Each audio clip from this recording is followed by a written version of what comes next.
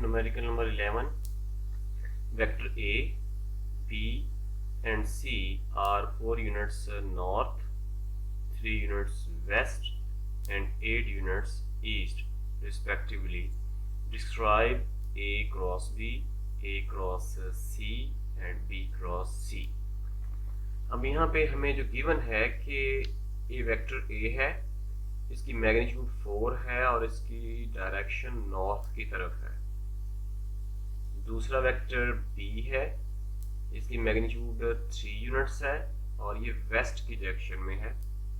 और इस तरह से तीसरा वेक्टर C है, इसकी मैग्नीट्यूड 8 है और ये ईस्ट डायरेक्शन में है. हमने तीनों का क्रॉस प्रोडक्ट यानी A cross B, A cross C और इस तरह से B क्रॉस C मालूम करना है. तो ये हमारे पास आ गया डायमेंशंस.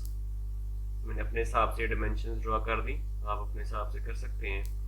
तो मैंने लेफ्ट साइड पे यहाँ पे ईस्ट रखा और उसके ऑपोजिट वेस्ट, और इस तरह से ये साइड मैंने साउथ रख दी और ये वाली अपनी तरफ वाली जो है वो नॉर्थ रख दी. अब हम कैलकुलेट करते हैं A क्रॉस B. मैं सारी कैलकुलेशंस इसके इन डायरेक्शंस के हिसाब से करूंगा.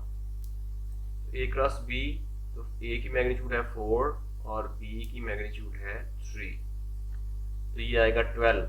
लेकिन चूंकि A क्रॉस B है और A क्रॉस B एक वेक्टर प्रोडक्ट है, तो जब दो वेक्टर का क्रॉस प्रोडक्ट लेते हैं तो आंसर भी एक वेक्टर आता है जिसके अंदर दो चीजें होती हैं, एक उसकी मैग्नीट्यूड और दूसरी उसकी डायरेक्शन. तो मैग्नीट्यूड तो हमारे पास आ गई 12 यूनिट्स. अब डायरेक्शन के लिए हम राइट हैंड रूल यूज करेंगे. तो A क्रॉस B है, A की डायरेक्शन नॉर्थ की तरफ है और B की डायरेक्शन वेस्ट की तरफ है. तो अगर हम अपने राइट हैंड की फिंगर्स को नॉर्थ की तरफ करें और उनको वेस्ट की तरफ रोटेट करें, आप अपने हिसाब से ये कर सकते हैं कि अपने राइट हैंड की फिंगर्स को नॉर्थ की तरफ करें और उस पॉइंट करें और उसके बाद उनको वेस्ट की तरफ रोटेट करें, तो आप देखेंगे कि आपका जो थंब है वो अपवर्ड डायरेक्शन में आएगा और उस आपका जो थंब है वो असल में क्रॉस प्रोडक्ट की डायरेक्शन को जाहिर करेगा और यहाँ पे डायरेक्शन आएगी वर्टिकली अप.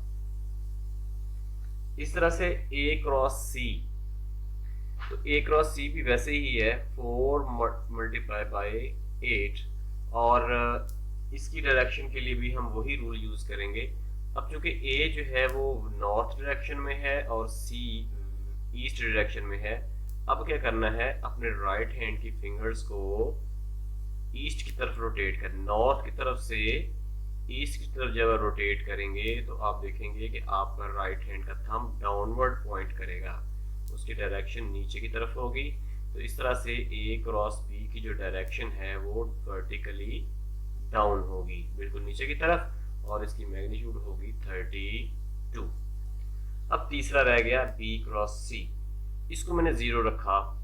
उसकी वजह यह है कि B और C यानी ईस्ट एंड वेस्ट, ईस्ट और ये वेस्ट दोनों ऑपोजिट हैं और ऑपोजिट होने की वजह से इनके दरमियान एंगल 180 डिग्री है और क्रॉस प्रोडक्ट में साइन थीटा इस्तेमाल होता है. और आप ये इसकी कैरेक्टरिस्टिक में पढ़ चुके हैं कि cross product of two parallel और लाइक पैरेलल और एंटी पैरेलल या unlike parallel vectors is equal to null vector. तो हमारे पास जो है वो एक नल वेक्टर आएगा.